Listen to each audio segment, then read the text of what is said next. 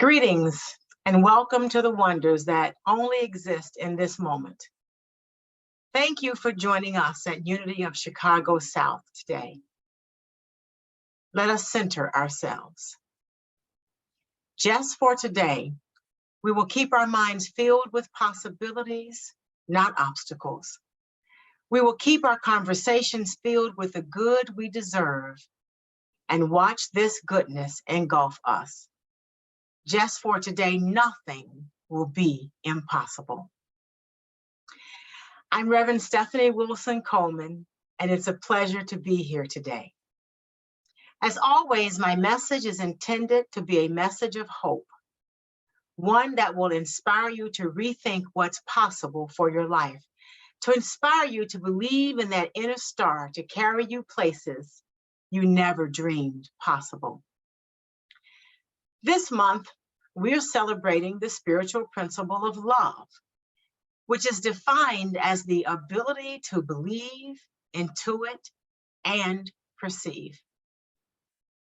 The disciple is John, and John represents unconditional acceptance and forgiveness. The corresponding color is pink, and the location is the heart. The Unity website reminds us, love is the ability to attract, desire, and unify. John represents unconditional acceptance and forgiveness, and that the love center is in the body, in the heart. So as the heart circulates life-giving blood throughout the body, so a right concept of love circulates life-giving sustenance through our thinking, feeling, nature, as well as our body and affairs. TruthUnity.net defines love as the pure essence of being that binds together the whole human family. And in Divine Mind, love is the power that joins and binds in divine harmony the universe and everything in it. It is the great harmonizing principle known to man. Divine love is impersonal.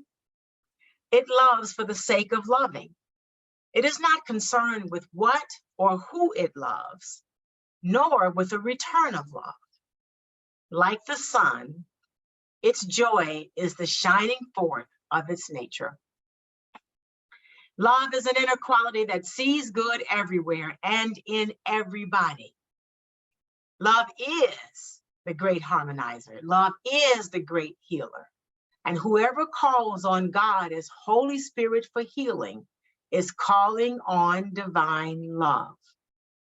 Divine love will bring your own to you. It will adjust all misunderstandings and make your life and affairs healthy, happy, harmonious, and free. A monk slowly walks along a road when he hears the sound of a galloping horse. He turns around to see a man riding a horse that's moving swiftly towards his direction. When the man reaches closer, the monk asks, "Where are you going?" To which the man replies, "I don't know, ask the horse," and he rides away. The horse in the story represents your subconscious mind. The subconscious mind runs on past conditioning. It is nothing but a computer program. If you are lost in the program controls you and leads you wherever it feels like. So you can blame it all on your subconsciousness. Matthew 22nd chapter 37 through 39th verse says, "The second greatest commandment is to love thy neighbor as thyself." We're taught to love others as we love ourselves. So the question we need to answer is, how do we love ourselves? So self-love is defined as a state of appreciation for oneself that grows from actions that support our physical, physiological, and spiritual growth. Self-love means having a high regard for your own well-being and happiness. Self-love means taking care of your own needs and not sacrificing your well-being to please others. Self-love means not settling for less than you deserve. So to start to love yourself, you must become self-aware. We must become aware of our programs and start looking at them objectively. Once you become aware of the program, then we can start to control the program and not the other way around. We all believe we truly love ourselves, and we probably do on the conscious level, which is our objective mind, because it usually just continually observes and categorizes and determines our actions, and sometimes it is incorrect. However, the brain has several signal processing systems. So what's happening in the subconscious mind, which is influenced by past actions and previous wrong decisions? See, the subconscious mind records all of our activities and takes the lead when we sleep, dream, and act according to the beliefs that we probably are not aware of. Past actions and habits are intertwined with our ideas all day long. So you see, it's easy for the horse to take the lead. And then there is the ace, your superpower, the mysterious subconscious mind. This mysterious state is easily reached through meditation, chanting, affirmation, and prayers. But this doesn't eliminate the need for you to take action. So when you're feeling upset, angry, and not expressing self-love, ask yourself, why are you upset and angry? Why am I upset and angry? Be sure to listen for the response. Remind yourself that you can do things that seem hard, but consciously choose to identify one or two actions that you can take. So you can do things that seem hard, and you can consciously choose to identify one or two actions that you can take. But remember, action can overcome fear. So working to merge your subconsciousness and your conscious inspirations into your daily lives and activities will help you love your life and make your dreams a reality. In other words, your love story begins with self-love and working consistently with your super consciousness and your consciousness. This will ensure that the horse follows your lead. Remember, you are very powerful, provided you know how powerful you are. And today is a good day to start making a difference in your own life. So don't look back, because you're not going that way. The next thing is to forgive yourself. Choosing to forgive yourself helps us to free ourselves from difficult emotions and situations that have been tied to us. And it also helps us to have compassion for ourselves. This allows us to embrace our humanness and know that no one is perfect. We are all here on earth to learn to evolve. So today, give yourself a break. You're doing the best you can, and that is enough. Today, be kind to yourself. Check in with yourself frequently and ask, how can I be kind to myself? How can I take one small step toward forgiving myself? What do I need right now? See, forgiveness is about dissolving your anger, resentment, and hurt. It helps us to take responsibility for our own happiness. Life would not be interesting, however, if everything that we planned went the way we planned. A friend of mine just reminded me that God is not trying to punish us. God is just trying to keep it interesting. Jean Vanier says, growth begins when you start to accept your own weaknesses. Once there was a man that was traveling, and suddenly he got to paradise. He sat down under the desire tree. See, there is such a tree in paradise. And sitting under that tree will immediately fulfill your desire. You just need to think about it. So he thought, I'm hungry, so it would be nice to have a bite right now.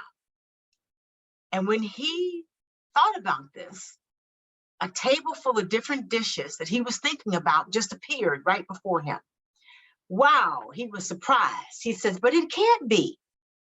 He thought so, and the table of dishes disappeared immediately. Then he thought, it'd be nice to get it back, and the dishes reappeared. He ate up plenty of dishes. He'd never eaten such tasty food before, and after satisfying his hunger, he thought, it would be nice to drink something, and then a perfect wine appeared immediately, because there are no restrictions in paradise. Lying in the shadow of the tree and drinking wine, he started wondering, why do these miracles happen? It just can't be that everything would be so good. Probably some ghost played a joke on me. Suddenly, the ghost appeared. They were terrible, and they looked like he imagined. The man became scared and thought, now they'll kill me, and they killed him. Everyone lives in the world that he desires. So the moral of the story is to watch the stories that we tell ourselves to avoid negative self-talk.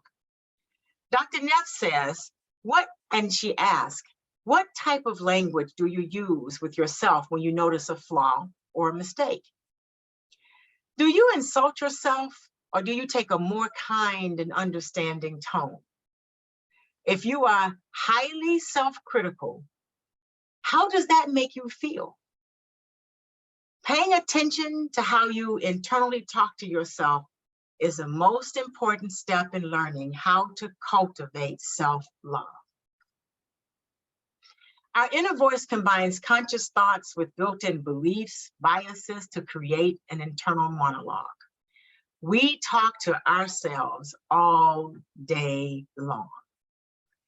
Learning to cultivate positive, supportive, affirming self-talk is critical. So try practicing the following affirmations. I am successful. I am confident. I am powerful. I am getting better and better every day. All I need is with me right now. I am an unstoppable force of nature. Every time you catch yourself engaging in negative self-talk, stop and use an affirmation to replace it, a positive affirmation to replace it. When you find yourself ruminating about negative stories, as we always do, we tend to go over the same they done me wrong stories all the time. Stop and ask yourself, why do I believe this? And then ask, what evidence contradicts this thought? It is time for us to start to embrace our inner Black Panther. Jean Cicero says, you're perfect, and to think anything less is as pointless as a river thinking that it's got too many curves, or that it moves too slowly, or that its rapids are too rapid. Says who? You're on a journey with a defined beginning, middle, or end. There are no wrong twists or turns. There is just being. And your job is to be as you can be. This is why you're here. To shy away from who you truly are would leave the world you-less. You are the only you there is and ever will be. I repeat, you are the only you there is and ever will be. Do not deny the world its one and only chance to bask in your brilliance. Let us become still. Just for today, I will trust that power greater than myself to guide and direct my steps. I will seek out the things that make my soul smile and take time to appreciate the beauty that surrounds me. I will believe just for today that the universal power is working to shape my world in ways that I cannot begin to imagine. Just for today, I will not be separated from God. It matters not how straight the gate, how charged with punishment the scroll. I am the master of my fate.